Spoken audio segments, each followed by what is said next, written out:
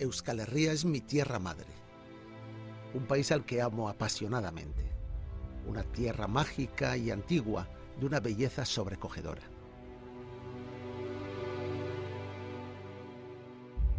Nos gusta pensar que nuestra historia como pueblo es un misterio único e indescifrable, una historia romántica envuelta en viejas creencias, sin nombres ni fechas precisas. Pero eso no es historia. Esa es la mitología de un pueblo. He dedicado casi toda mi vida al estudio de Euskal Herria y a la investigación de su historia y su cultura.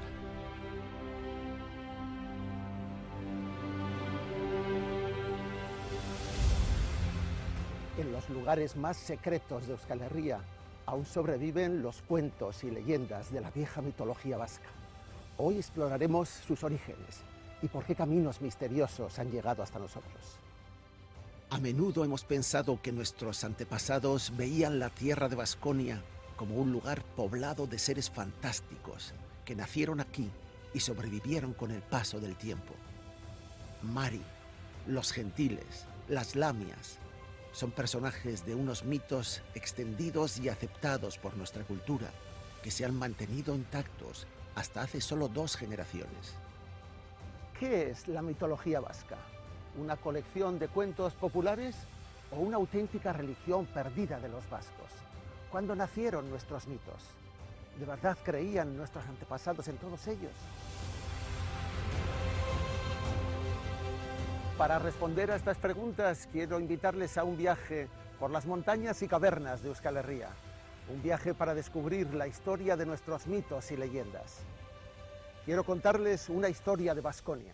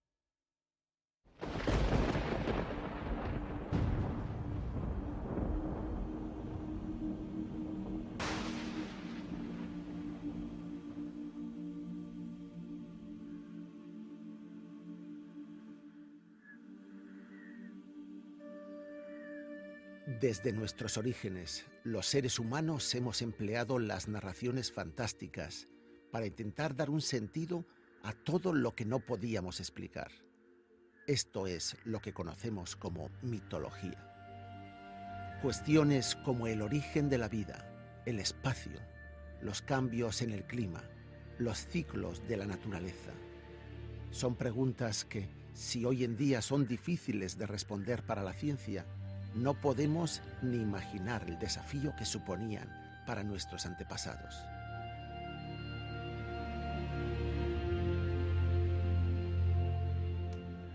El pensamiento mítico se expresa mediante relatos que dan formas sobrehumanas o animales a las fuerzas de la naturaleza. Nuestros antepasados utilizaban estos relatos para intentar explicar aquello que les resultaba incomprensible.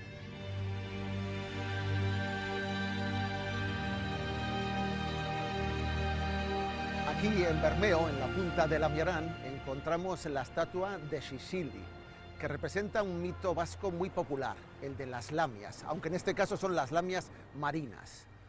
Estos seres eran ninfas acuáticas con pies de pato o con cola de pez, que esperaban a los marineros para arrastrarles al fondo del mar y ahogarles.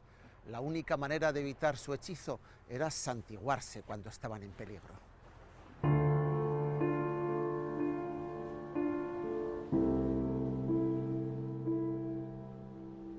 ¿Por qué surgían estas historias? La respuesta es muy sencilla. Algunos pescadores que salían a faenar no regresaban nunca a casa. Era muy difícil saber qué les había pasado y había que encontrar una forma de explicar a los niños por qué sus padres no volverían nunca. Frecuentemente, las apariciones de criaturas fantásticas como estas eran una respuesta religiosa con el fin de ahuyentarlas o esquivar sus ataques, algo que se repite en varios relatos de nuestra mitología. No solo el mar alimentaba las leyendas fantásticas de los vascos. Estos parajes, que parecen sacados de un cuento, han sido considerados en muchas culturas como lugares sagrados y extraños. Cuando no existía el agua corriente en las casas, era necesario ir a buscarla a pozos y fuentes recónditas. La gente temía que estos lugares estuviesen habitados por seres sobrenaturales y prodigiosos, con los que había que evitar encontrarse.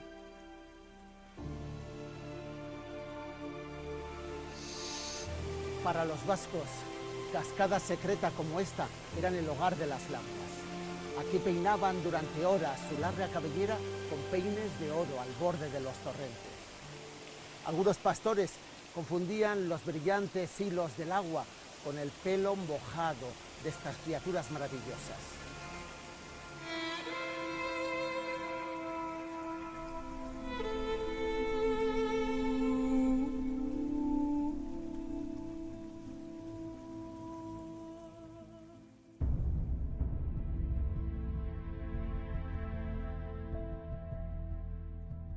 A nosotros nos resulta muy fácil de entender que el arco de Gentilsubi, al que aquí llaman el Puente de los Gentiles, tiene una explicación natural.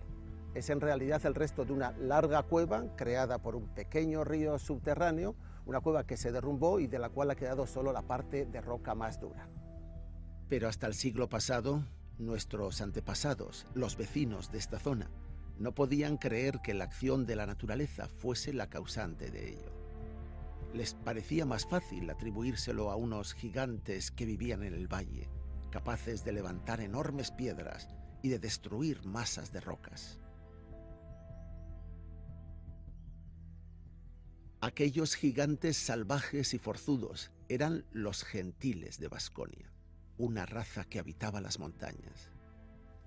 Aunque estos no eran monstruos completamente primitivos, dominaban el cultivo del trigo, forjaban el hierro, cortaban árboles con hachas y sierras, fabricaban carbón y cuidaban los rebaños.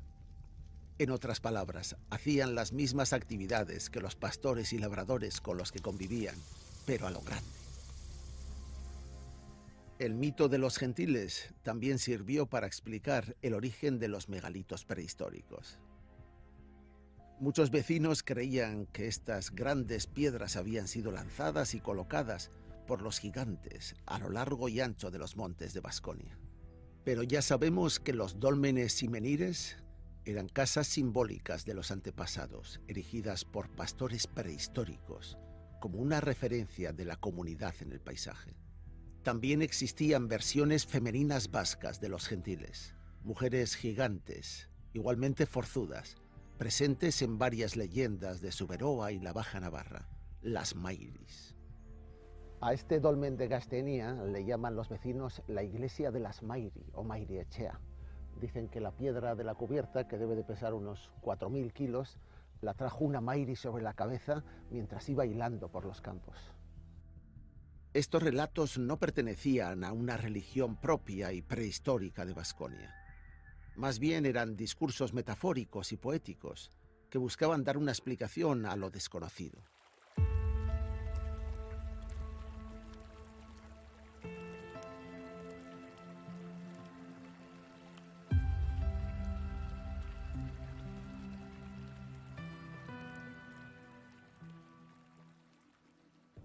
Una de nuestras leyendas más interesantes cuenta que los gentiles se suicidaron en masa al enterarse de que había nacido Jesucristo, a quien llamaban Kismi, el mono.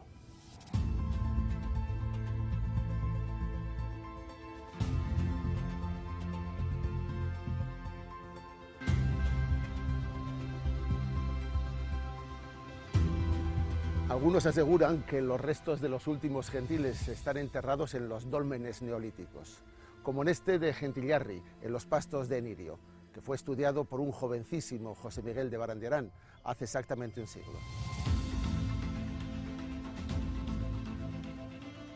En aquel suicidio colectivo de los gentiles debió de morir Tártalo, un cíclope antropófago que, según las leyendas, atemorizaba a los pastores vascos y se los comía a ellos y a sus ovejas. Tártalo era conocido por su afición a lanzar piedras de un monte a otro. Así que también se decía que había plantado algunos menhires y dólmenes. Según cuenta otra leyenda, pudo haber muerto al caer por un precipicio cuando perseguía a una de sus víctimas humanas. Este cíclope horrible nunca fue venerado por ninguna religión en Euskal Herria antes de la llegada del cristianismo. Era una excusa utilizada por los pastores para explicar la desaparición de sus ovejas, que probablemente caían en profundas simas y nunca podían ser rescatadas. La historia de su muerte es muy confusa. Tártalo es un personaje prácticamente olvidado por la mitología vasca.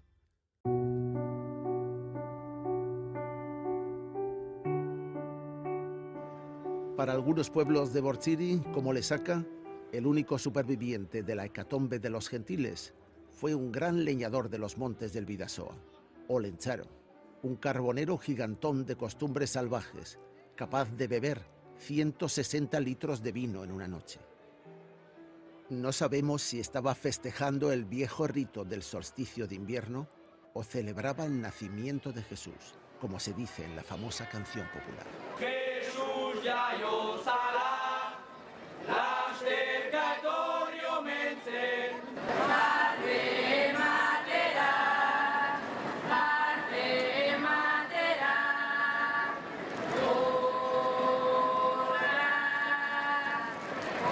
Este mito no es ni el más antiguo ni el más profundo de la mitología de Euskal Herria. Pero en la cultura popular de hoy en día tenemos concursos como estos de Lesaca que conservan muy bien la tradición.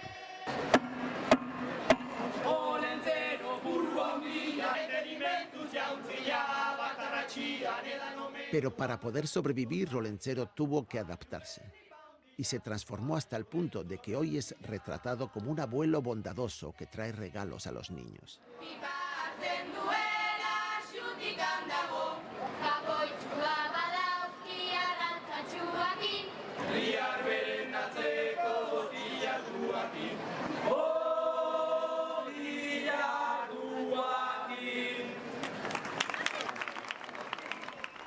Olentzero es un auténtico superviviente a través de los tiempos, una figura consolidada en la cultura actual de Euskal Herria. Es un personaje de origen mítico e incierto que se ha convertido en el protagonista más amable de las Navidades de todas las familias vascas.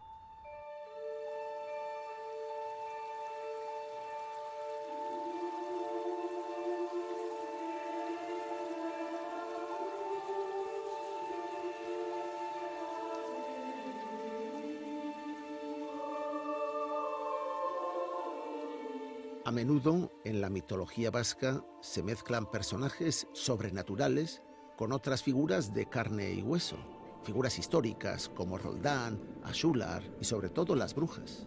Sabemos que las brujas no existieron nunca, pero miles de hombres y mujeres, vecinos de Baskonia, fueron investigados injustamente en procesos de brujería entre los siglos XV y XVII. El mito de las brujas vascas surgió a partir de esta violenta persecución histórica y reciente, muy lejos de los tiempos míticos primitivos, y fue alimentado y exagerado por las acusaciones que se extendieron por las aldeas vascas durante unos siglos religiosamente turbulentos en Europa.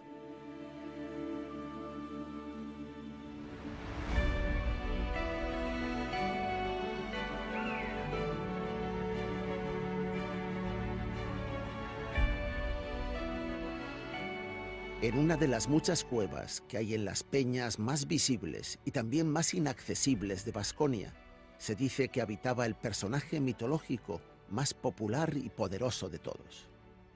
Allí vivía escondida Mari, la primera y única dama de la mitología vasca.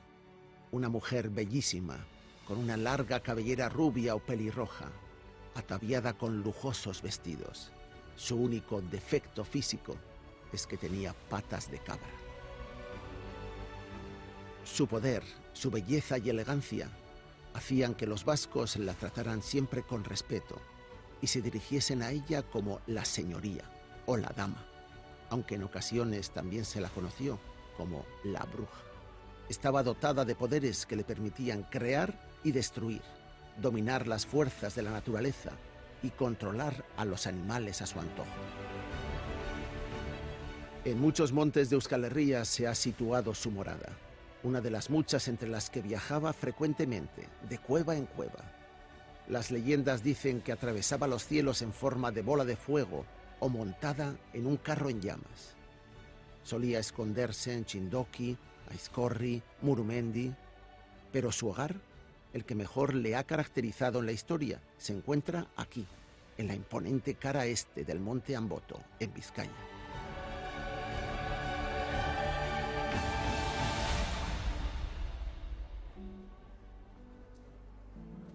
En los últimos años, algunos investigadores han propuesto que Mari pudo ser la gran diosa madre de la tierra, la divinidad superior de la Baskonia precristiana.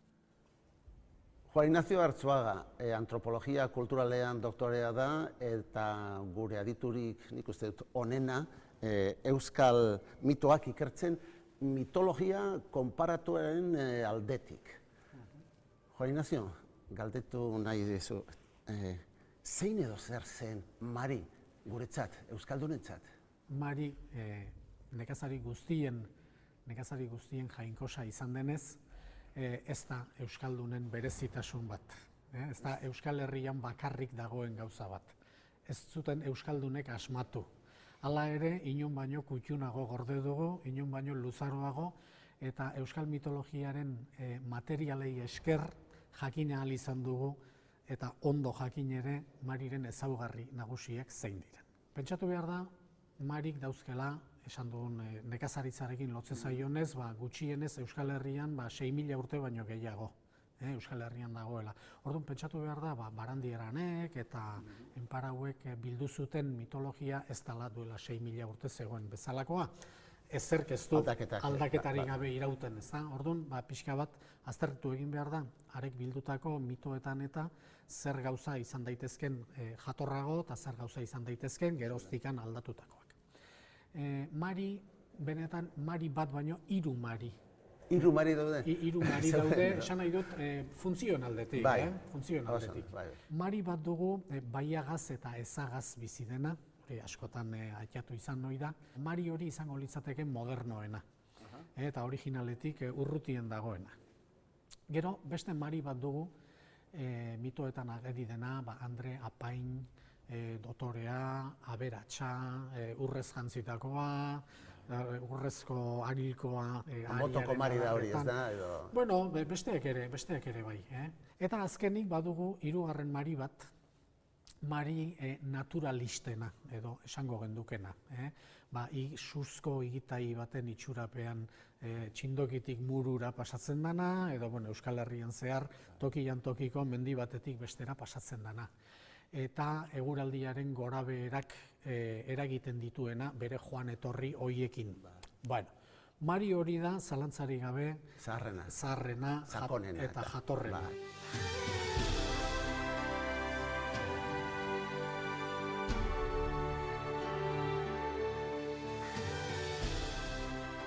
Jainko bat definitzeko, edo jainkozko, edo bi ezaugarri behar ditu.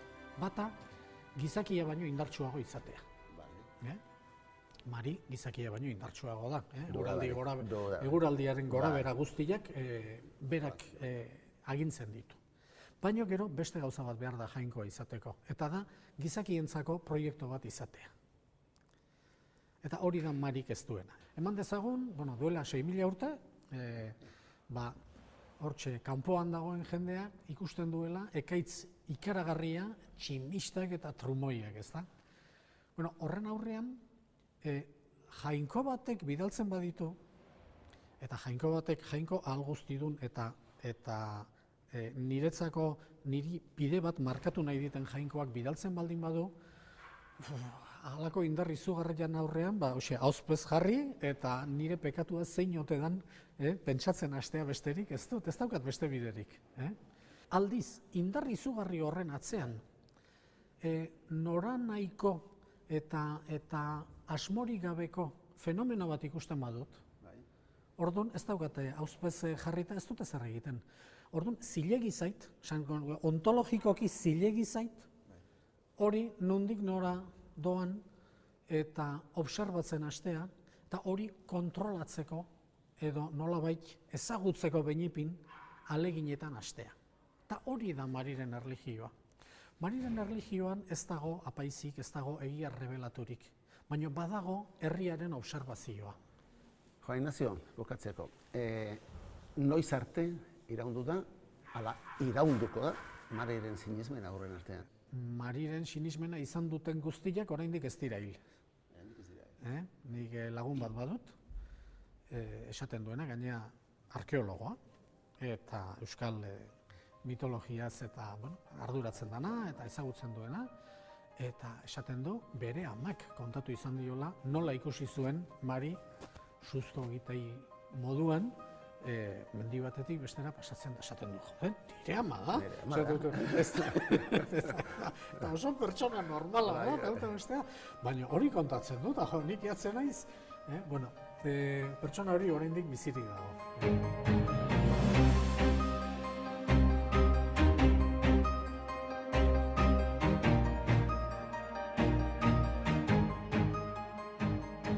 Últimamente los expertos prefieren distinguir entre dos tipos de narraciones que a menudo confundimos entre sí. Por un lado estaría la mitología en sentido estricto, que es la expresión de las creencias religiosas de una cultura.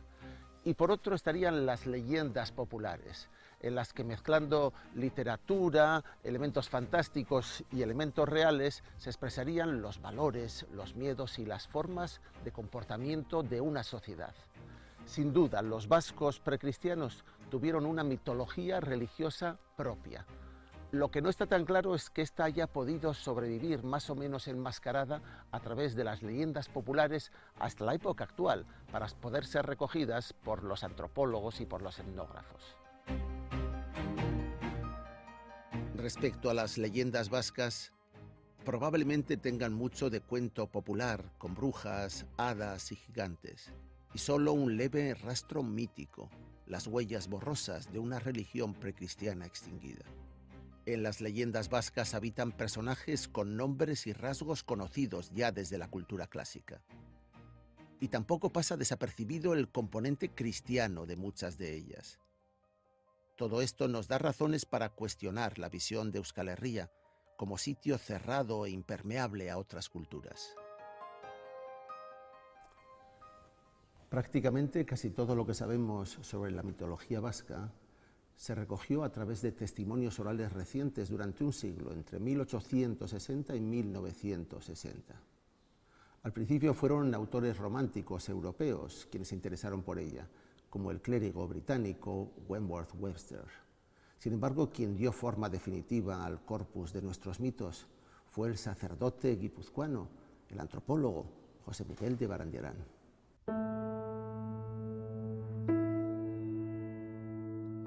Por pura coincidencia, ambos vivieron durante 12 años en la colina del Enviscay, en Sara, en Lapurdi, y nunca llegaron a conocerse.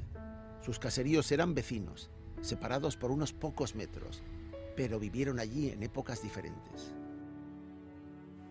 A esta casa se retiró durante los 12 últimos años de su vida Wentworth Webster, un clérigo anglicano educado en la Universidad de Oxford, que había trabajado como pastor protestante de la comunidad de turistas británicos que frecuentaban la costa labortana.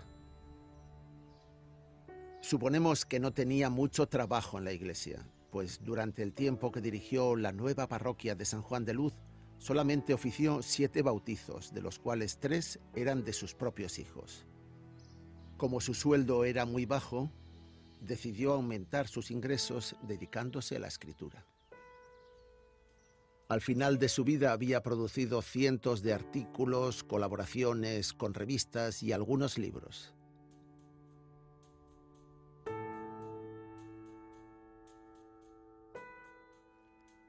Webster fue el responsable, el autor, de la entrada que sobre los vascos figuraba en la Enciclopedia Británica. Todo lo que se conocía en el Reino Unido sobre Euskal Herria se debía a sus escritos. Él era el mayor experto en la cuestión vasca a fines del siglo XIX entre los hombres cultos europeos.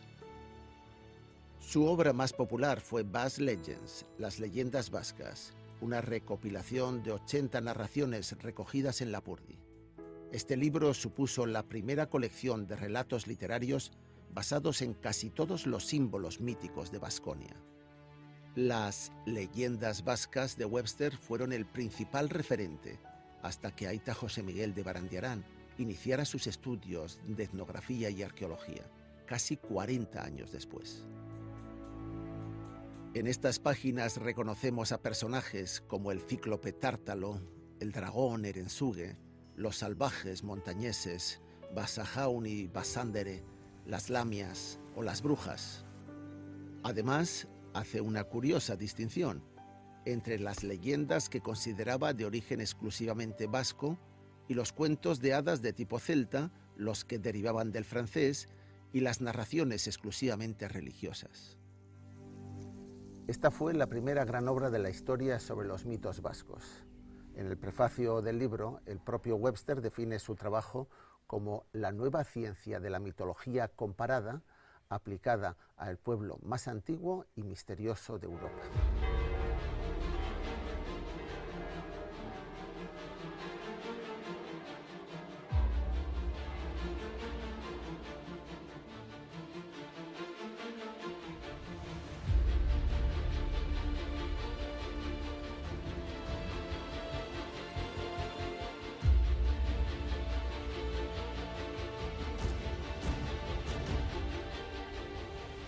El libro de las leyendas vascas está dedicado a Antonio de Abadía, Antoine de Abadie, uno de los padres de la recuperación de la cultura y de la lengua vascas a fines del siglo XIX.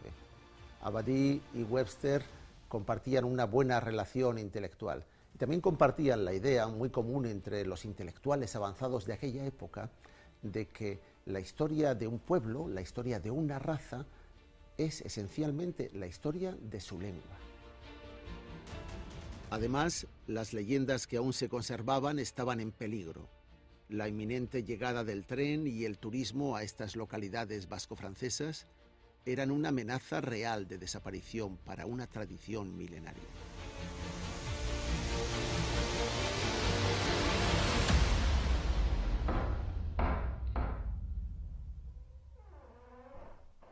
Un día de 1874, la suerte llamó a la puerta de la casa de los Webster. Contrataron a una nueva criada, Estefana Irigaray, vecina de la aldea cercana de Aeche. Esta mujer era exclusivamente euskaldún, no hablaba francés y apenas conocía mundo fuera del baserri de donde provenía. Estefana era culturalmente virgen y le gustaba contar innumerables relatos fantásticos.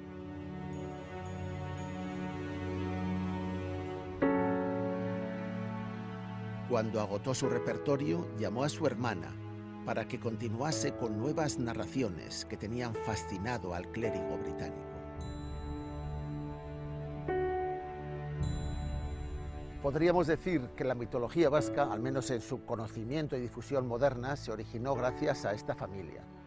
Estefana fue una especie de Sherazade vasca, la primera y más importante proveedora de historias para Webster. Solo 3 años después de conocerla, publicó todos sus cuentos en Las leyendas vascas.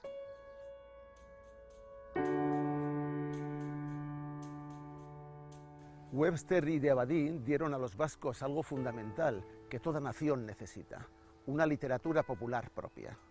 El continuador de Webster, Julien Vinson, dijo de él que era el verdadero fundador de los estudios de folclore vasco. Así, ordenados y puestos sobre el papel, los mitos vascos empezaron a hacerse reales. La unión entre Webster y Estefana fue imprescindible, pero escondía un problema más complejo.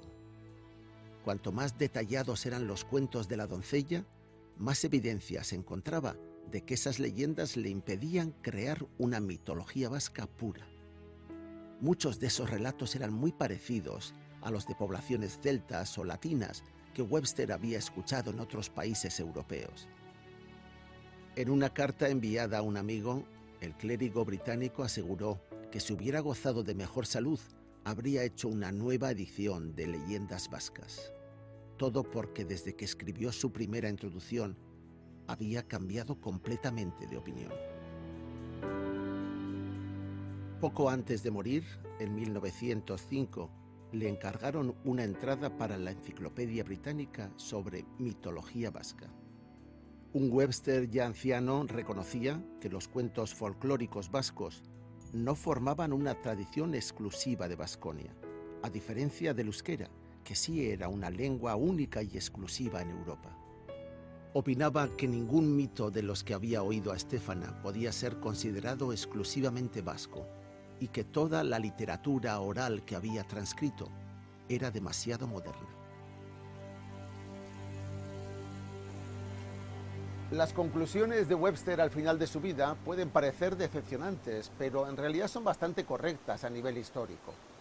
La verdad es que es muy difícil convertir el folclore vasco de fines del siglo XIX en un mito de origen precristiano o preindoeuropeo, y mucho menos en los restos de una religión prehistórica.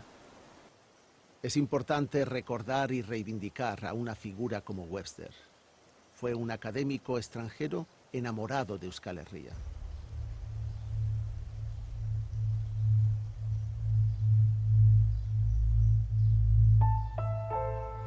Curiosamente, al mismo tiempo que el británico escribía sus conclusiones sobre nuestros mitos en 1905, una noche, delante de la chimenea del caserío Perunesarre de Ataun, la checoandre María Antonia de Ayerbe le contaba a su hijo una pequeña fábula. Aquel chico ataundarra que escuchaba asustado la mágica historia que narraba su madre se llamaba José Miguel. Muchos años más tarde, ese joven, convertido en un inquieto sacerdote intelectual, recorrería las peñas y valles del entorno investigando sus raíces. En 1923 publicó el cuento bajo el título Mari o el genio de las montañas.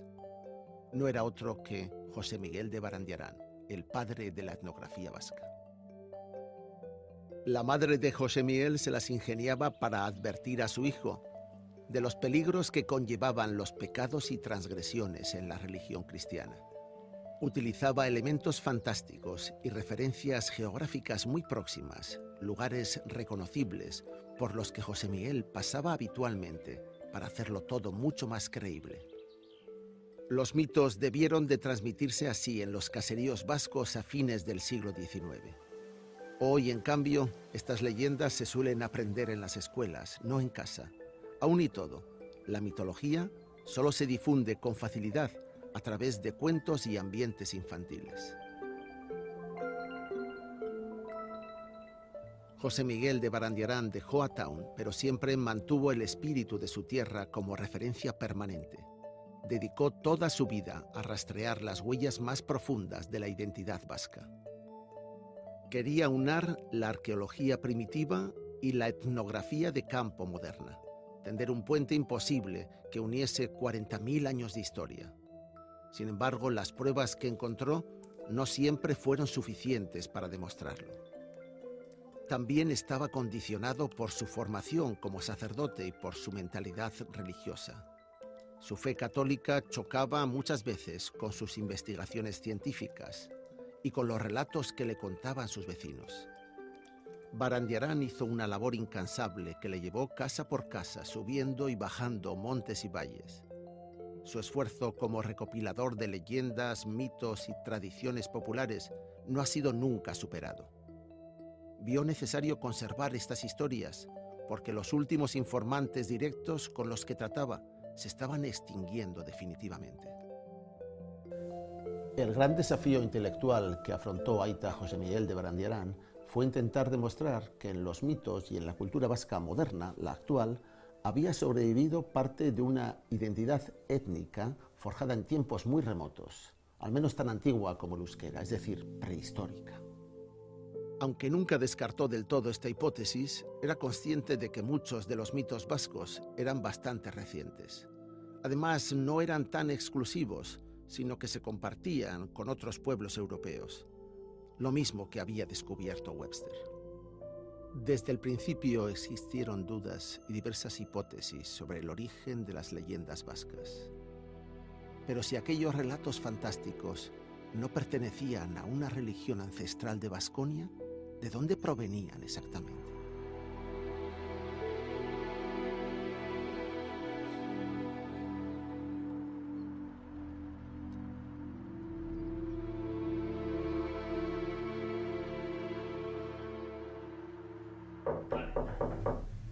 Hola, Alberto Santana, ¿qué tal andamos? Bueno, ondo va. Hementxe daude. De las ruinas del castillo de Unzeta, en Orozco, donde se encontraron estas grandes bolas de piedra, algunos vecinos con imaginación cuentan que se trataba de una bolera donde los gigantes gentiles jugaban a los bolos.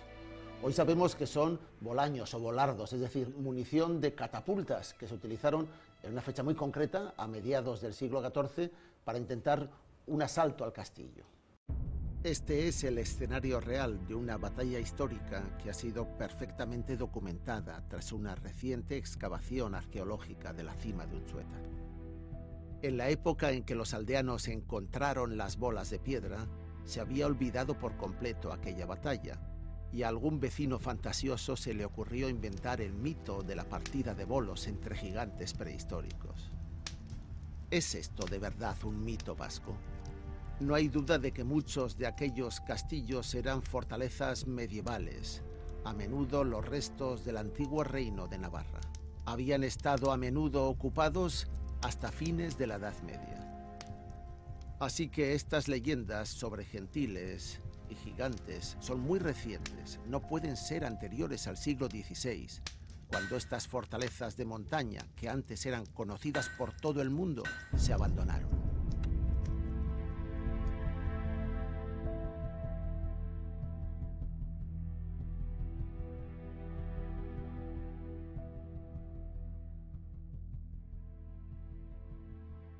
Además, el nombre de gentil solo pudo haber sido inventado por curas y sacerdotes a partir del libro bíblico de los Hechos de los Apóstoles. Los feligreses de las iglesias de Baskonia las escucharían en la misa y las simplificaron para adaptarles a su mundo de creencias populares.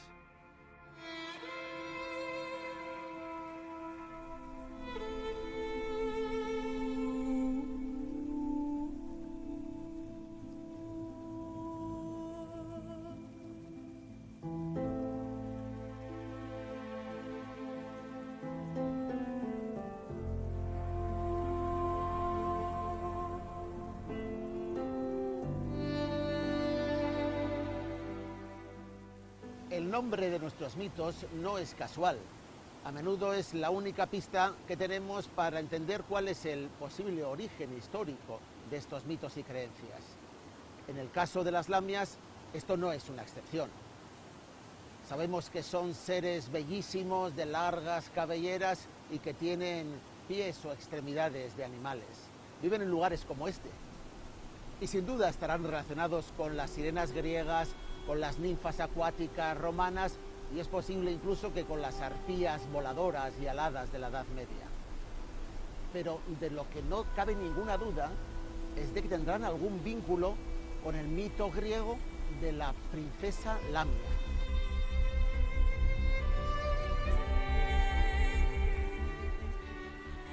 Esta era una princesa libia, celosa amante de Zeus, que fue condenada a vivir con la mitad inferior de su cuerpo en forma de serpiente. El relato de Lamia tuvo que llegar muy tarde a Euskal Herria. Solo podría conocerse bien a través de los sacerdotes vascos del periodo renacentista que lo estudiaron en universidades como Salamanca, a partir del siglo XV o el siglo XVI. Estos religiosos las leyeron y a su vuelta a casa las contaron a sus familias y vecinos, quienes las convirtieron en cuentos de miedo para educar a los niños. Y podríamos situar la difusión de Lamia aún más tarde, porque algún erudito, algún clérigo, Webster lo hizo con seguridad, pudo haber leído el poema titulado Lamia, escrito por el poeta romántico John Keats y publicado en 1820.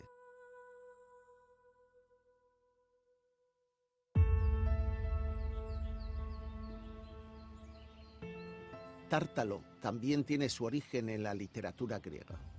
En la obra Teogonía, escrita hacia el año 700 a.C. por el poeta Hesíodo, aparece un lugar llamado el Tártaro, en las profundidades del inframundo.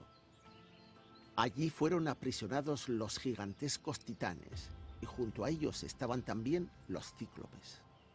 El más famoso de estos gigantes de un solo ojo era el pastor Polifemo, engañado y cegado por Ulises en su cueva. Este episodio, contado por el poeta Homero en la Odisea, era estudiado y memorizado por todos los hombres cultos de Europa que podían leer latín o griego. Era una leyenda pastoril demasiado parecida a la que se escucharía, por ejemplo, en Cegama, Guipúzcoa.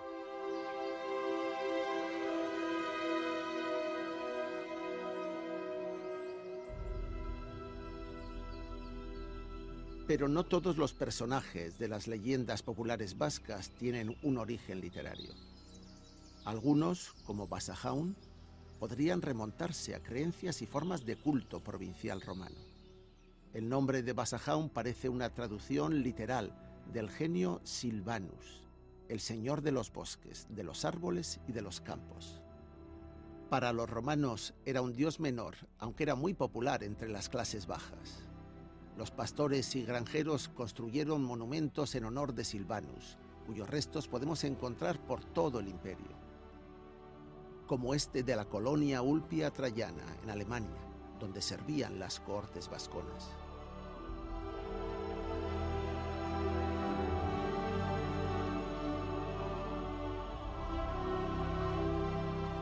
Los pequeños altares dedicados a Silvano en época romana son los más frecuentes en el valle del Alto Garona, en Francia, en la región donde muchos creen que nació el euskera. Es probable que en este valle se produjese la traducción de Silvano en Basajaun.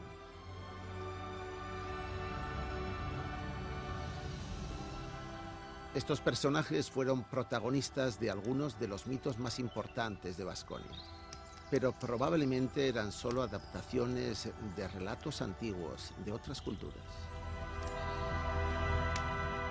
Por encima de otros genios y personajes de las leyendas populares vascas, Mari de Amboto es la figura más profunda y compleja de la mitología de Vasconia. Su origen es todavía incierto, pero sabemos que es antiquísimo. En las últimas décadas, algunas teorías posteriores a las de Barandiarán están asociando al personaje de Mari con una gran diosa Amalur, la Madre Tierra, el símbolo del matriarcalismo vasco. Estas ideas se pusieron de moda en los años 60 y 70 del siglo XX, gracias a la arqueóloga lituana Marija Gimbutas. Sus libros fueron muy polémicos porque defendían que en la antigua civilización de la vieja Europa se rendía culto a esa diosa madre de la tierra. Sin embargo, sus colegas expertos de la propia Universidad de Harvard han criticado duramente su obra. Hoy resulta complicado encontrar algún arqueólogo o historiador que acepte las teorías de Gimbutas. Estas han sido descartadas porque no existen evidencias arqueológicas razonables que las justifiquen. Sin embargo, algunas de las últimas publicaciones divulgativas sobre mitología vasca siguen predicando las viejas teorías de Gimbutas y señalando que Mari debía de ser Amalur, la auténtica diosa madre de los vascos, y que su religión existió realmente. Don José Miguel de Barandiarán, en cambio, fue mucho más prudente. Al final de su vida sí que contempló con interés algunas de las propuestas de la profesora lituana, pero creemos que hoy en día probablemente no las aceptaría. Estas teorías no podían encajarle muy bien con lo que recordaba que le contaba su madre de pequeño en el caserío de Ataun. La diosa de la que hablaba Gimbutas no se parecía casi nada a aquella vieja leyenda moralizante y terrible, pero en el fondo cristiana, sobre Mari de Murumendi. Es más interesante la hipótesis que relaciona los atributos y características de Mari con el culto de la diosa griega Cibeles, la diosa del largo cabello. Al igual que la dama de Amboto, Cibeles era la señora de las montañas y las cuevas, de la tierra fértil y de los animales. Los romanos le llamaban Magna Mater, Mater Dea o simplemente Matri. A día de hoy tenemos la certeza de que esta Mater o Matris romana era una de las divinidades a las que se adoraba en Baskonia, precisamente en esta comarca. Un hecho confirmado por el reciente hallazgo de este altar de hace 1800 años, encontrado en la ciudad romana de Velella, en Álava. En él podemos leer perfectamente una inscripción que se refiere a la Matris Dea. Puede que algún recuerdo de este culto menor romano perviviera en la Edad Media vasca después de la cristianización. Si en lugares tan próximos se adoró a dos diosas con unos nombres tan parecidos, es difícil creer que solamente sea una coincidencia. Como hipótesis de investigación en mitología comparada, se está planteando que Mari, nuestra Mari, tenga sus antecedentes más remotos en algunos mitos grecolatinos, como ocurre con muchas otras leyendas vascas. De lo que no tenemos casi ninguna duda es de que Mari es nuestro mito más antiguamente documentado, desde fines de la Edad Media.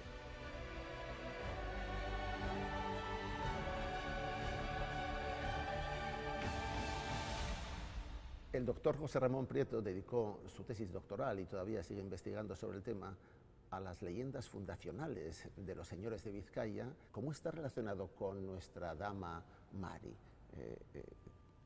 ¿Ese vínculo no es exclusivamente nuestro? ¿Esa historia es vasca? ¿Es una historia de Vizcaya? ¿Es una historia de Baskonia? ¿O es más universal? No es ni de Baskonia, ni de Vizcaya, ni de ningún territorio determinado. Como sucede con las tradiciones orales, es una historia compartida o que está documentada en distintos lugares, en muchos lugares de Europa. ¿Cómo llega aquí? ¿Quién se la inventa? ¿Dónde crees que surge? Si podemos saberlo. ¿Dónde crees que surge? ¿Y por qué vías puede llegar hasta aquí? La tradición está documentada en documentos escritos, lógicamente, desde finales del siglo XII. Muy temprano. Lo cual no quiere significar, evidentemente, antes del siglo XII también estuvo presente en la tradición oral, pero no contamos con testimonios, con documentos que lo atestiguen. En el siglo XII se convierte en una tradición literaria, es un texto que la narra, hay un autor que la escribe al menos. Pasa a la tradición, vamos a decir, culta, por dos vías principalmente, por la vía genealógica, a través de historias de familias, ¿te refieres? Historias de familias, nobiliarios, genealogías, esas historias que se inventaban los nobles en esa época para justificar su poder, dar una imagen de linajes pues casi sobrenaturales o semidivinos y ocultar las verdaderas causas de su poder. Así es. Claro.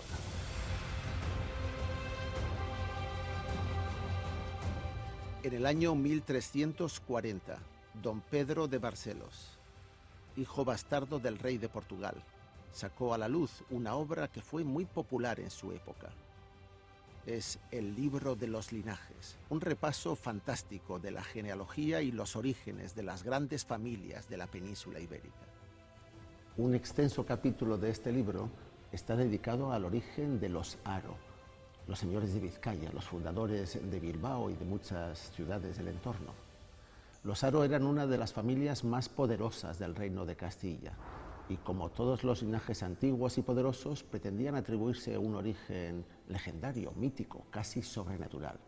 Esta es la leyenda que cuenta Barcelos sobre su nacimiento.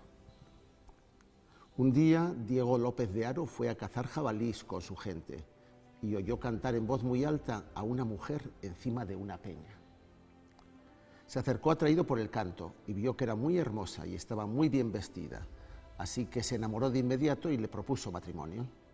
La mujer aceptó con la condición de que don Diego no se santiguase nunca en su presencia. La dama era muy hermosa y estaba muy bien hecha en todo su cuerpo, excepto que tenía los pies partidos como las cabras. La dama de Vizcaya trajo poder y riqueza a la casa de los Haro. También engendró dos hijos, una niña y un niño, pero un día, accidentalmente, don Diego cometió sin darse cuenta un tremendo error. Se santiguó delante de su esposa al presenciar una sangrienta pelea entre sus perros. La dama salió entonces volando inmediatamente por la ventana, llevándose a la hija, en dirección a su casa en las montañas, en dirección a Lamboto.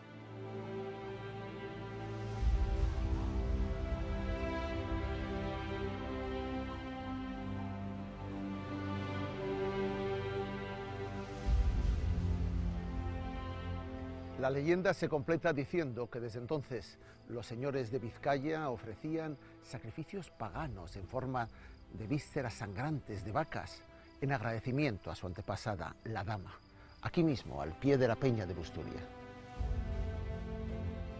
Esta es una de las pocas referencias históricas a ofrendas y prácticas de culto pagano de las que tenemos noticia en Euskal Herria. Sin duda es un mito literario, pero tiene unos tintes muy oscuros y diferentes a las fábulas rurales sobre Mari que recogía Aita José Miguel de Barandiarán. Estoy pensando, ¿cómo llega a la cocina del caserío de Ataun en la que a Aita José Miguel de Barandiarán, cuando tiene solo 13 o 14 años, se la cuenta su madre, que es una persona que no lee literatura medieval francesa ni literatura portuguesa? ¿Cómo llega? Es que es muy posible que esa tradición y otras ya estaban en las cocinas de los caseríos, sí, cuando los señores de Vizcaya y otros señores de la nobleza europea se aprovecharon de ellas. Ya estaban, ellos tomaron esas leyendas, esos mitos de la tradición oral. ¿Sigue viva, Mari? Que yo sepa, al menos las últimas versiones que se han recogido fueron las que recogió Barandiarán en Guipúzcoa y Navarra. Hasta hace relativamente poco tiempo, no sé si concretamente esta leyenda, pero la creencia en Mari o en las lamias y tal tampoco no estaba tan, existía, vamos. ¿Cuántas generaciones nos separan de ese mundo, esas personas que lo creían, no que la conocían, sino que creían en ella? Pues yo creo que a mí, por lo menos, creo que dos. Que dos solo. Yo creo que también. 2 o 3. Yo creo que también. Más no.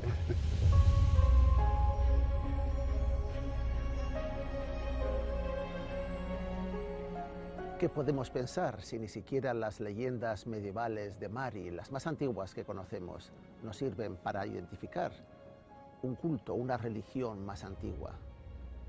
¿No existen acaso evidencias de una religión preindoeuropea, de una religión primitiva de los vascos que se haya conservado hasta la actualidad, igual que hemos conservado nuestra propia lengua? Lo cierto es que sí hubo prácticas religiosas anteriores al cristianismo en Baskonia. Y sabemos bastante bien quiénes eran sus dioses. Les conocemos por los nombres presentes en los monumentos indígenas de época romana que se han conservado. Lo desconcertante es que estos dioses no se parecen en nada a los personajes totémicos de la mitología vasca. Pero nuestras dudas siguen abiertas. Para intentar cerrarlas hemos venido hasta este enigmático paraje, Arpeco Saindúa, es decir, la Santa de la Cueva, en Bidarray, justo en la Muga, entre España y Francia. Puede que aquí encontremos una clave secreta, algún resto, alguna evidencia de un culto ancestral vasco que haya podido pervivir hasta nuestros días. Bajo estas paredes del monte Selarburu podemos adentrarnos en una pequeña cueva inhabitable. La entrada es una boca triangular, que dependiendo de la perspectiva en la que la veamos, puede parecer que tiene forma de una vulva femenina. A poca distancia de la entrada, pero escondida entre los pliegues de la tierra, descubrimos la figura de una estalagmita siempre húmeda, al pie de la cual algunas personas de la zona siguen depositando sus ofrendas. Los sacerdotes franceses la llamaron la Santa que suda, y el propio José Miguel de Barandiarán dijo que tenía forma de torso humano. Y entre los nuevos seguidores de los cultos de la diosa madre de la tierra, no falta quien ha descubierto que tiene forma evidente de clítoris geológico.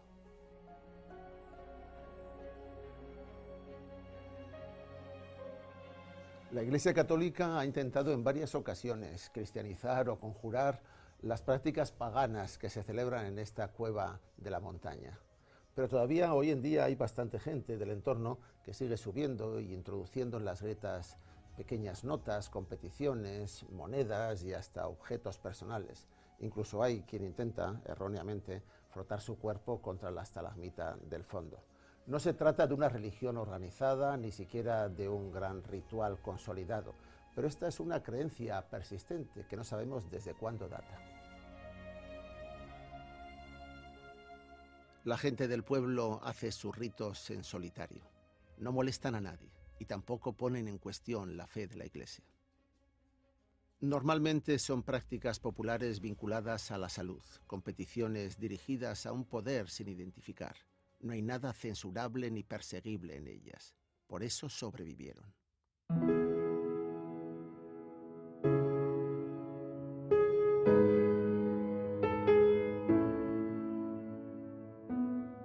Nuestros mitos vascos no son única y exclusivamente nuestros y probablemente tampoco tienen la antigüedad milenaria que muchos imaginábamos. Son la huella borrosa de una civilización, de una cultura rica y profunda que durante milenios mantuvo una intensa relación con la tierra y con la naturaleza. No son los restos de una religión desaparecida, son un bonito cuento, una narración hermosa que llena de belleza y sentido poético todos los rincones de Euskal Herria. En lugares como este, si dejo volar la imaginación, me parece escuchar el canto seductor de la dama. Y soñando aún despierto, podría creer que estoy ante la última morada de Mari, la diosa madre de la tierra de los vascos. Pero tenemos que despertarnos ya.